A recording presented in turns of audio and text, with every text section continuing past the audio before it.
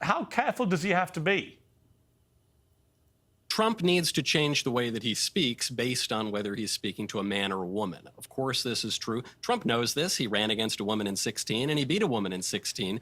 And Republicans, unlike our Democrat friends, do know the difference between men and women. So, of course, he's going to have to use different rhetoric. But I'm not all concerned. So in this video, we have a fun little debate between Michael Knowles, a guy named Wajahat Ali, probably got his name wrong, and Elizabeth Pipko. And I think you guys are going to enjoy it. So let's check it out.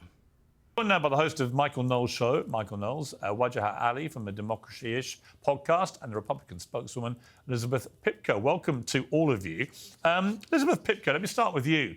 How concerned are you that the mood music has moved from hero Trump survives assassin's bullet and polls are surging and there's no way he could possibly lose to old man Biden, to suddenly now all the talk is resurgent Democrats, younger nominee, galvanizing support in a way that Biden never could? You must be concerned as a party, aren't you?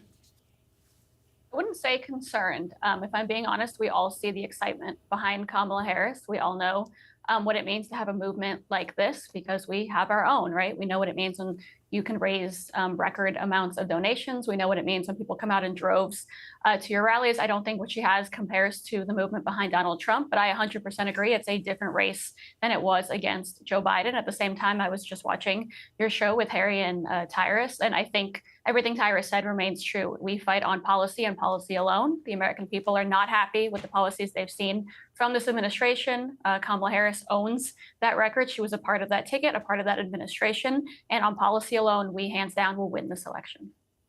The problem, it seems to me, is that Donald Trump can call Joe Biden dumb as a rock or a lunatic, and nobody really cares. But the moment he starts saying it about Kamala Harris, even I'm wincing a bit. It's like, it's not a good look. It's kind of, for want of a better phrase, it's kind of ungentlemanly. And so his narrative and rhetoric has to change, doesn't it, Elizabeth? I mean, you wouldn't like being called dumb as a rock, would you? I definitely would not, though it happens quite a bit. I won't lie to you. Look, I 100% agree. I think that the debate that we saw against Joe Biden has to be a very good starting point for the next 3 months, which we didn't expect to be the campaign that it will inevitably be now. I think Donald Trump proved that he's able to keep substance at the forefront of the debate, on the forefront of his mind. And I think, like you said, that is the only way to win this fight. The American people are sick of being as divided and as attacked as we constantly have been for the last 4 years. And I truly think the only way forward is to leave those attacks behind. I certainly will never utter any words like that from my mouth. That's not what I believe in. That's not the America that I want. And I think the best foot forward is a strict policy debate. That's all that matters at this point. The American people know that they're not happy with the policies the Democrats have put forward. They want Donald Trump to be there to answer their questions and solve their problems. And that is, like you said, the only way that he's going to win this fight. Before I turn to the other two for their response to this, have you had this conversation with Donald Trump? Have you said to him, dial it down with that kind of chat about Kamala Harris? I personally have not. I can tell you he talks regularly with people around him, and he's also incredibly intuitive. He knows what kind of race this is. I believe him when he says he wants nothing but unity moving forward. I believe the assassination attempt changed him as a human.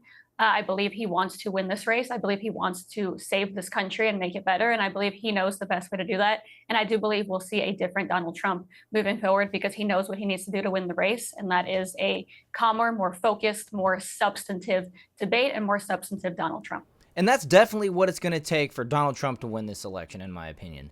And we see it already. Yes, he's still going to be that New Yorker, right? I mean, you're never going to take the New Yorker out of Donald Trump. But that's also a good thing. We want the president of the United States to have a backbone. We want the president of the United States to say and to send out that fear, that message that, you don't want to mess with him. You don't want to mess with who he represents. I think that's a good thing. But when it comes to winning elections, the American people are fickle, right? Okay.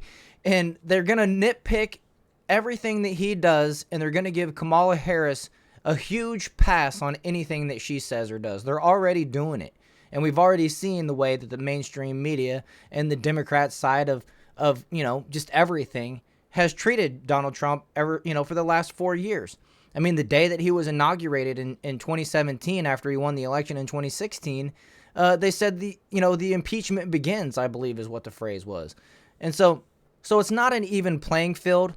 And now that we know that, and Donald Trump knows that, and the people around him know that, I believe that Donald Trump has it in him to actually make the adjustments and come out looking like a all new player, right?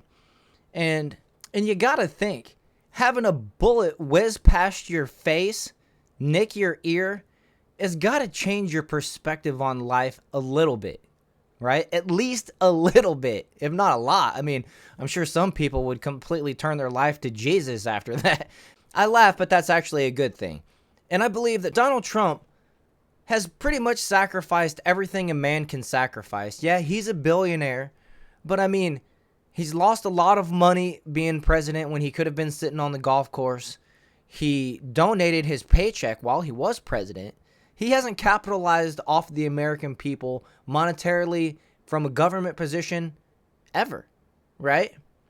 And that's the type of leader that we need across the board, not just in our presidential position, but in Congress, in the Senate, our governors, being able to play the stock market aside and all that they do to enrich themselves. We need people that are willing to sacrifice their personal life for even, just a term or two, because we should have term limits, and for the sake of making the country better, for the sake of making the country a safer place for the American people that have a real understanding, leaders that have a true understanding that they're just there to be the vessel to represent what the American people need and want and be their voice. So hopefully we do see a changed man in Donald Trump throughout the rest of this election period, and he earns the trust of some of those people in the middle. He earns the trust of some of the people on the left, or they just realize that, life wasn't that bad under Donald Trump. Mainstream media aside, COVID aside, life was much better during his 4 years than it has been the last 4 years under Biden and Kamala. They go out and show up during the election, which I recommend that everybody should vote early, okay? We shouldn't wait till election day to go out and vote. There's a lot of things that can happen on election day that will prevent people from actually getting to vote on time. It happens every year. We saw just a couple weeks ago with the CrowdStrike failure, flights stopping everywhere, cell phones not working, people not being able to make it on time to things that they need to make it to. Some of the airports are still feeling the effects of it. How just one simple, glitch in the system, an improper update can set things back, quite a bit. And just to avoid anything like that happening on election day, we should get out there and vote early. The second they start early voting, we should go out there and just cast that vote. Make sure you get it in before any nonsense can happen. And so with that, let's just get back to the video. Sorry I ran it a little bit long there, but Okay, let's go to the other two. Michael Knowles, there's no doubt the dynamic of this race has changed. Do you think it's going to change the result? I don't think so. I don't think you're really seeing that in the polls. In the polls, Trump is still looking pretty good, especially in the swing states, and especially when you consider the distinction between the Electoral College and the popular vote. I think this is why you have some leading Democrats who are saying that they actually don't want to be the vice president. They don't want to be the running mate. They don't really want to challenge Kamala. And so there is some new energy. I totally agree with that. But Kamala has some major vulnerabilities here. As you pointed out, Piers, in the previous segment, Kamala was the most liberal member of the Senate when she was there. Your previous guest, Harry Sisson, said something that wasn't true. He said that she was not for Medicare for all. She was. You can see it on her Medium blog page from 2019, My Plan for Medicare for All. And she was far to the left on so many other issues. The other big vulnerability is that though the Democrats want to deny it now, in March of 2021, President Biden said that Kamala Harris was going to be in charge of the border policy. So, they're trying to change their news stories on it. But he said, I'm putting her in the lead of immigration. That has been the most monumental failure of the Biden administration, and it ranks toward the top of people's issues. Someone did a big mashup, and it had all the liberal commentators and anchors at CNN, MSNBC, and so on, all denying yesterday that she'd ever been called the border czar, and then someone had clipped up evidence that their own networks had indeed called her the border czar. And I think... And here, I have that video for you. Let me show you real quick. Quote-unquote border czar. Vice President Harris was not a border czar. Meantime, Vice President and border czar Kamala Harris facing some backlash. What he said about Harris and immigration was not true. She was never appointed border czar. And this will be her first visit to the U.S.-Mexico border region since she was appointed as the border czar by President Biden. People are going to have to counter the misinformation. You already hear folks talking about the border czar. She wasn't the border czar. President Biden tapped Kamala Harris, Vice President Kamala Harris, to be the border czar. Now, she wasn't the border czar. That's what Republicans labeled her. They were very critical of Kamala Harris, especially in her role as border czar. Now what she's up against is folks lying about her border record, calling her a border czar. Kamala Harris, who was appointed as the border czar. The Biden team didn't declare her the border czar. They wanted her to work on kind of the root causes of immigration. Called the border czar, and then someone had clipped up evidence that their own networks had indeed called her the border czar. And I think that's a really significant debate to be had, because it's indisputable that she was depicted that way. And there's no doubt if you then accept that she was the border czar, that her management of the border as the czar has been a complete and utter disaster. Of course. Piers, I actually have Biden's exact words. I just finished broadcasting my own show, and I even second-guessed myself. I said, oh, maybe I misunderstood. I seem to recall every news organization reporting this, but maybe I was wrong. No, he said on March 24th, I have asked her, the VP today, to lead our efforts with Mexico and the Northern Triangle, and the countries that are going to need help in stemming the movement of so many folks, stemming the migration to our southern border. It's not her full responsibility and job, but she's leading the effort. And he even turns to her, he says, Madam Vice President, thank you. I gave you a tough job. So it is a tough job. She totally failed, and they got an answer for it. I actually went ahead and looked up that article as well, and here's what Biden had to say. So this increase has been consequential, but the vice president's agreed on the multiple other things that have happened in the meeting, and I appreciate it. Agreed to lead our diplomatic effort and work with those nations to accept the returnees and enhance migration enforcement at their borders. We're already talking with Mexico about that. She's already done that. We're going to be dealing with a full team now that we have to be able to deal with the problem here at home, but also to deal with it now in terms of in country. And I can think of nobody who's better qualified to do this than this is a woman who ran the second largest Attorney General's office in America after the United States Attorney General in the state of California, and has done a great deal of promoting human rights, but also fighting organized crime in the process. So it's not her full responsibility and job, but she's leading the effort, because I think the best thing to do is to put someone who, when he or she speaks, they don't have to wonder about, is that what the president is? When she speaks for me, doesn't have to check with me, she knows what she's doing, and I hope we can move this along. So, Madam Vice President, thank you. I gave you a tough job, and you're smiling, but there's no one better capable of trying to organize it. Well, thank you, Mr. President, and for having the confidence in me. And there's no question that this is a challenging situation. As the President has said, there are many factors that lead President to leave these countries. And while we are clear that people should not come to the border now, we also understand that we will enforce the law, and that we also, because we can chew gum and walk at the same time, must address the root causes. I don't know. Does anybody out there believe that Kamala Harris or Joe Biden can actually chew gum and walk at the same time? And if you're wondering why Joe Biden started sounding normal about a third of the way through that, it's because I put it on 1.5 speed. I just had to get through that. These people are so cringe, they're such liars, and I just had to play that so that you could hear the words, but I had to make it go as fast as possible. So let's get back to the video here. So it is a tough job. She totally failed, and they got an answer for it. Yeah, I mean, Wajahat, there's no doubt she was put in charge of solving the border crisis. We've just heard it from Biden's own voice. Why are people on the left trying to deny that? We're not trying to deny anything. We have a prosecutor against a predator, and now the oldest person to ever run for president, Donald Trump, who, by the way, did not do a 180 after surviving the assassination attempt. He did a 360. He's exactly the same person he was. You're talking about Axios. Axios referred to her as the border czar, and then Axios later corrected itself yesterday. This is one of those times where I just got to point out, thank the good Lord that Elon Musk bought Twitter and turned it into X, and then he implemented this thing called community notes. Because right here on the screen, I have this post from Benny Johnson. Well, actually, it's a repost from Axios. The Trump campaign and Republicans have tagged Harris repeatedly as the border czar title, which she never actually had. They posted that on July 24th, 2024. But then it has this great little thing called community notes where people can correct the little white lies that these people try to put out on social media to cover their butts. And 3 times in 2021, Axios themselves referred to Harris as Biden's border czar. Okay? That's 3 years later. And did you notice that he parroted the mainstream media talking point like Harry Sisson and Brian Tyler Cohen when he said, it's a prosecutor versus a predator? Yesterday.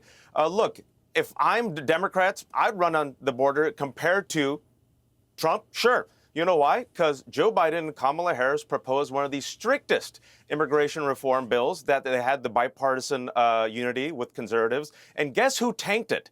Donald Trump. Republicans said that Donald Trump called them up and decided to tank this border bill, this bipartisan border bill, because he knew it would help Joe Biden. So a person who does not care about security and the border, that's Donald Trump. Also, as of today, the lowest border crossings, even lower than Donald Trump, is happening in what? The Biden-Harris administration. And talking about immigration and the border, guess who wants to deport up to 15 million people illegally? Donald Trump. He's running on it. Guess who wants to create camps? Donald Trump. So I'm perfectly fine with liberals and this growing multiracial, multicultural coalition. Like you said, Piers, there's enthusiasm, there's excitement, especially with women, with young people, with people of color against Donald Trump. And I don't think Donald Trump can stop being Donald Trump. It just took 3 days, and we saw the RNC conference, the first 30 minutes of the speech. He was doing pretty well. And then he did 9,000 words off script. And he talked about Hannibal Lecter, and he mocked Nancy Pelosi with the hammer. He called her crazy. He did the post on Truth Social. He misspelled poll with poll. He called lying Kamala. And then Mike Johnson, Piers, the leader of the House Republicans, had to tell his party to not be racist. When you're off the gate starting like that, you're on the losing tip. That's my prediction. All right, Elizabeth, there's a lot to unpack there from Wajahat, as you'd imagine. I mean, it was a brilliantly valiant attempt at hiding the fact that Kamala Harris said to the world, don't come in, and then 8 million people have probably come in. By any yardstick, whether you're Democrat or Republican, the Biden administration's handling of the southern border has been a fiasco, and her name is on that. It was her job, as we heard from Michael there, from the words of President Biden. She was the border czar. She was. And I believe you said 8 million. People believe it's actually possible that it's much higher than that. Look, we can go back and forth for hours and debate the fact that she was the border czar or wasn't the border czar. The fact is that people are unhappy with the border, right? Polling shows that people are unhappy with the state of this country, and the border and immigration is one of those main issues on their mind. The current administration, Joe Biden and Kamala Harris, take full responsibility for that. I don't think anyone is going to believe that Kamala and Joe Biden are not responsible for this. And I think it's silly to go back and forth and claim something otherwise. For us, it's simply about policy and it's about the facts. And I understand going back and forth about personality and Donald Trump versus Kamala Harris and what attacks will come out and what won't. But the fact is, today, the American people say they're unhappy with several policies from this administration. They're unhappy with several things going on in this country and around the world. And this administration has full blame for all of that. OK, Michael Knowles, there's no doubt, notwithstanding all this, that the race has changed in the sense of a lot more energy for the Democrats, a lot more youth in their candidate than they had before. And it's going to be, I would imagine, it's going to be a closer race than it could have been. Donald Trump, as we've heard from other guests today, one of his biggest opponents is himself and his mouth. How careful does he have to be, do you think, in terms of how he talks to Kamala Harris? Particularly if, for example, they do get it on a debate stage in September, because if we thought the last debate was electric and consequential in the way it went down, you can only imagine how big it's going to be with Donald Trump and Kamala Harris standing there for 90 minutes. So how careful does he have to be? Trump needs to change the way that he speaks based on whether he's speaking to a man or a woman. Of course, this is true. Trump knows this. He ran against a woman in 2016, and he beat a woman in 2016. And Republicans, unlike our Democrat friends, do know the difference between men and women. So, of course, he's going to have to use different rhetoric. But I'm not all concerned about it. I think he's going to do just fine. When they tried to hammer him on rude language to women in 2016, of course, he said, I only use that language about Rosie O'Donnell, and he sort of laughed it off, and it seemed to work out just fine. Meanwhile, you're going to hear the rhetoric of Kamala Harris. She's going to, it seems, continue this campaign theme that Trump is an existential threat to democracy that Biden has been pushing. That, of course, established the premise that would justify the assassination attempt. So I think that's perilous rhetorical ground for the Democrats. And then you're going to hear a lot of vague rhetoric. The famous line from Kamala, the only one we hear repeated over and over, is that she wants to imagine what can be unburdened by what has been. You saw in Kamala's first campaign commercial, it's all just about freedom in the abstract. Yes, she runs on abortion. Yes, she runs on guns, issues that she can always harp on in the future. But she doesn't run on anything else that is specific, because her record on the economy, on her administration's record on national security, on the border, on foreign affairs, it's so dismal. She doesn't seem to have a vision that resonates with people. That's why when she ran for president, she had to get out of the race before the first primary. Now, Wajahat, we've done a bit of research while we've been on air, because you were very clear that people on the left had not said Kamala was the border czar and are now trying to wriggle off the hook. So we've got a little mashup which Newsbusters had prepared for the delectation of the world. Let's take a look. Border czar. Vice President Harris was not a border czar. Meantime, Vice President and border czar Kamala Harris facing some backlash. What he said about Harris and immigration was not true. She was never appointed border czar. And this will be her first visit to the U.S.-Mexico border region since she was appointed as the border czar by President Biden. Oh, that's funny. I didn't think Piers Morgan had that video or he was going to play it, so I shortened the clip that he played because we've already watched it. But let's stick around and watch their reaction, and then I'll go ahead and wrap this one up. Now, Wajahat, would you like to review your emphatic denial that ever happened? Last time I checked, I don't think I talked about the border czar. I don't think you showed a single clip of President Biden calling her a border czar. I don't think you showed a single clip of Kamala Harris. You didn't qualify. You said it was only Axios. You said only Axios. No, yesterday. There we have every major network in America saying one thing, and they're trying to deny it. They all called her the border czar. And the reason they all want to try and deny it now is because they realize it's incredibly damaging to Kamala Harris if it is seen by the American people that she was indeed in charge of sorting out the border problem and presided over a complete disaster. So it's actually a critical thing here, and I'm bemused why the media is trying to pretend they didn't say what they said. All of them. Well, two things real quick. When you were talking about that one publication yesterday that flip-flopped, I gave you the name, it's Axios that flip-flopped. Yeah. And the media, like you said, which is not trusted by either... Wait. The media that is not trusted by either the liberals or Republicans said a lot of stuff, and they're the ones calling her the border czar, but Joe Biden never did. Kamala Harris never did. She was not the border czar. She had a responsibility to talk to these countries, specifically Central American countries, to see if they can engage in policy to reduce the flow of migrants. But facts matter. Right now, the lowest crossing of migrants, even lower than Trump. Hang on, Wajahat.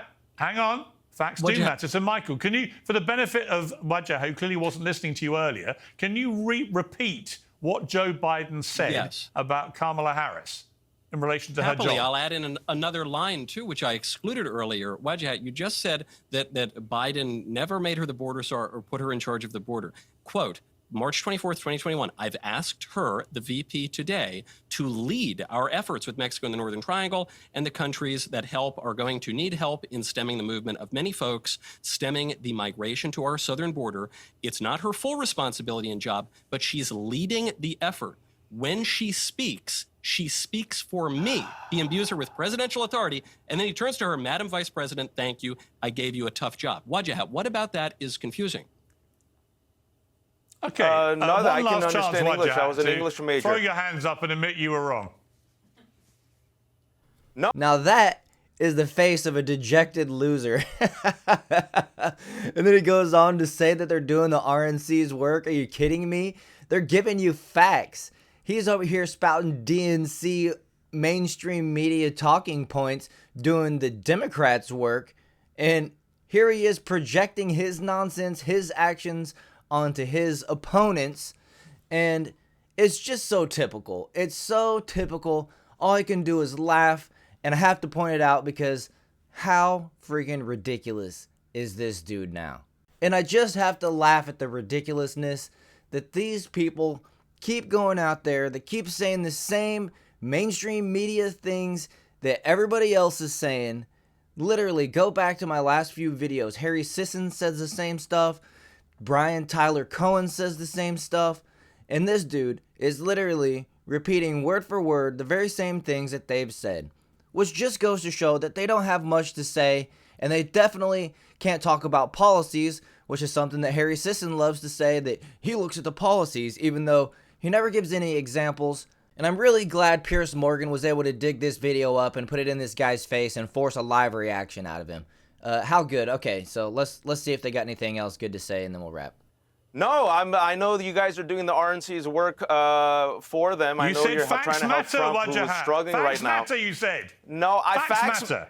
You said you all are saying that she's the border czar, and I have ears, and I heard that, and she is not the border czar. She literally was given that responsibility. She's not the border czar. And if you want to play on immigration, I will gladly play on immigration. Please explain to me why Donald Trump called up Republicans and told them to tank what would have been the strictest bipartisan immigration bill, in which he said would help President Biden, and Republicans bent the knee. So instead of helping security, I don't mind you playing whataboutery, but actually it has been Joe Biden's presidency I'm not. for Let's the just last have 3.5 facts. years.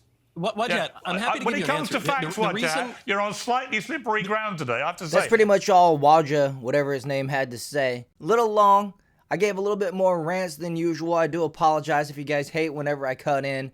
I made the decision the other day that I'm going to correct these people instead of letting them slide, right? Whenever they say some nonsense, I'm going to cut in, say the facts. I'm going to lay it all out, especially if the person that they're debating doesn't correct them, okay? Because the facts matter. We're down to the last three and a half months before the election. Everything is of vital importance right now. It is so important that people go out there and vote this year. It's so important that people go out there and vote early. And it is important that people vote Republican down ticket. We need to get new blood, fresh blood, and we need to make sure that Trump is not handcuffed by Congress or the Senate. And you know what? A brief shout out to Scott Pressler. He's called The Persistence over there on X. If you haven't followed him, go check him out. Give him a follow. He's doing a lot of work in Pennsylvania, getting people registered to vote. And if Pennsylvania swings for Trump, and especially if it's a thin margin, Scott Pressler is the one that everybody needs to be thanking. And with that, I'm going to go ahead and wrap this one up. Let me know who you thought won this debate in the comments. Make sure you hit that like and subscribe button, and I'll see you guys in the next video.